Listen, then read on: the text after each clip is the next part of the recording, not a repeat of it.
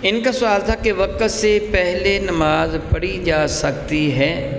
اللہ رب العزت جل وعلا کا قرآن مجید فرقان مجید میں ارشاد گرام قدر ہے، ان الصلاۃ کانت علی المؤمنین کتابا موقوتا، کہ ایمان والوں پر نماز مقرر شدہ وقتوں میں فرض ہے۔ الحمدللہ تعالیٰ ثم الحمدللہ تعالیٰ آپ پر آج نماز ظہر یا نماز جمعہ فرض تھی اور وہ آپ نے ادا کر لی۔ نماز عصر ابھی آپ پر فرض ہوئی ہی نہیں ہے، نماز عصر ابھی فرض ہوئی ہی نہیں ہے۔ نماز مغرب ابھی آپ پر فرض ہوئی ہی نہیں ہے۔ نماز عشاء فرض ہوئی ہی نہیں ہے۔ جو فرض ہی نہیں ہوئی اس کو ادا کیسے کریں گے؟ فرض ہوگی تب ہی ادا کریں گے نا۔ ویسے پانچوں نمازیں فرض ہیں، لیکن ہم پر کب فرض ہوگی؟ جب اس نماز کا وقت آ جائے گا، اور قضا کب ہوگی؟ جب نماز کا وقت گزر جائے گا۔ تو وقت اگر ایسے ہی جائز ہوتا تو ایک آدمی کہتا ہے ٹھیک ہے فجر کے وقت میں آج کے دن کی ساری نمازیں پڑھ لیتا ہوں اور باقی سارا دن میں پھر فارغ رہوں گا، جو چاہوں کروں، مجھے نمازیں پڑھنے کی ضرورت نہیں کہ میں نے ساری نمازیں فجر کے وقت ہی پڑھ لیں۔ ایسے نہیں ہوگا، نماز کے اوقات میں ہی پڑھی جائے گی۔ بعض لوگ یہ ثابت کرتے ہیں کہ رسول رحمت صلی اللہ علیہ وسلم نے دو نمازیں اکٹھی کی ہیں، ظہر اور عصر، مغرب اور عشاء، ان دو نمازوں کو دو دو کر کے اکٹھی کر کے پڑھا ہے۔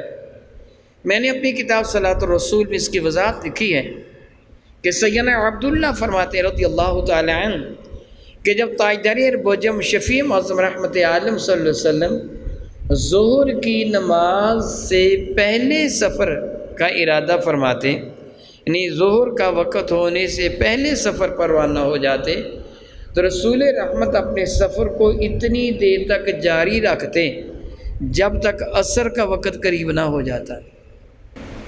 عصر کا وقت جب قریب ہو جاتا تو رسول رحمت صلی اللہ علیہ وسلم قافلے کو رکنے کا ارشاد فرماتے، میرے کریم آقا کائنات کے لیے اللہ تعالیٰ کی سب سے بڑھ کر رحمت ہے، پوری کائنات کے لیے، انسانوں کے لیے تنہا نہیں، سب کے لیے۔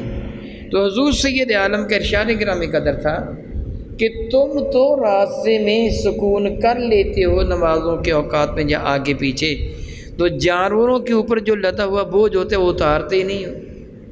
یعنی اس طرح کیا کہتے تھے لوگ کہ جو دوبارہ کون پھر اسی طرح لا دے گا، ساری بوریاں اتاریں دوبارہ پھر لا دیں، تو اونٹوں پر سے وہ سامان اتارتے ہی نہیں تھے، اسی طرح ان کو بٹھا دیتے، خود آرام کر لیتے، اور اونٹ بیچارے مثلاً مکہ مکرمہ سے مال لدا ہے تو ملک شام تک لدا ہی رہتا، اتارتے ہی نہ۔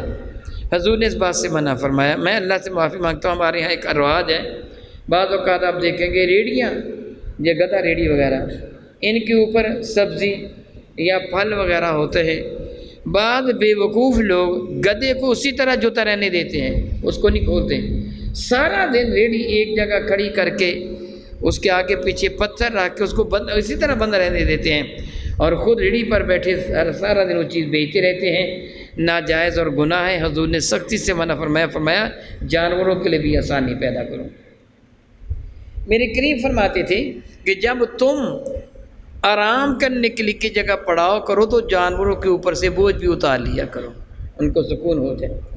اب سوچئے، چشم تصور میں ایک منزل آئیے، سفر پر روانہ ہوئے ہیں، ظہر کے وقت اترے، سارا بوجھ اتارا، پھر نماز پڑھی، نماز پڑھ کے پھر سارا بوجھ لادا، پھر نماز عصر کا وقت ہو گیا، پھر سارا بوجھ اتارا، پھر سارا بوجھ لادا، پھر نماز مغرب کا وقت ہو گیا، پھر سارا بوجھ اتارا، پھر سارا بوجھ لادا، پھر نماز عشاء کا وقت ہو گیا، تو پھر دقت بن جاتی تھی۔ سیدنا عبداللہ فرماتے، راوی فرماتے، حضور سید عالم نماز ظہر کو اتنا لیٹ کرتے کہ نماز عصر کا وقت قریب ہو جاتا، پھر آپ پڑاؤ کا حکم دیتے، جانوروں کے بوجھ اتار لیے جاتے، نماز ظہر ادا کرتے، اتنی دیر میں نماز عصر کا پہلا وقت ہو جاتا، نماز عصر بھی ساتھ ہی ادا کر کے پھر جانوروں پر بوجھ لاد لیتے، پھر نہ رکتے، اتنی لیٹ ہو جاتے کہ نماز مغرب کا وقت آخر کو پہنچ جاتا، نماز عشاء کا وقت ابتدا میں آ جاتا، دوبارہ پھر وہاں رک جاتے، اب وہ بوجھ اتار کر نماز مغرب ادا کرتے، اتنی دیر میں نماز وقت عشاء کا پہلا وقت ہو جاتا، نماز عشاء بھی ادا کر لیتے۔ وہ فرماتے حقیقت میں حضور اس طرح ادا فرمایا کرتے تھے۔ اگر حضور ظہر کے بعد سفر کا آغاز فرماتے تو نماز ظہر پڑھنے کے بعد سفر کا آغاز فرماتے تھے، اور پھر نماز عصر اپنے وقت میں ادا فرماتے، مغرب اور عشاء کو اکٹھا فرما لیتے۔ میری بات آپ کی سمجھ میں آ گئی ہے؟ الحمدللہ تعالی۔ مزید ویڈیوز اور اپڈیٹس کے لیے ہمارا یوٹیوب چینل 787 STV سبسکرائب کریں اور بیل آئیکن پر بھی کلک کریں۔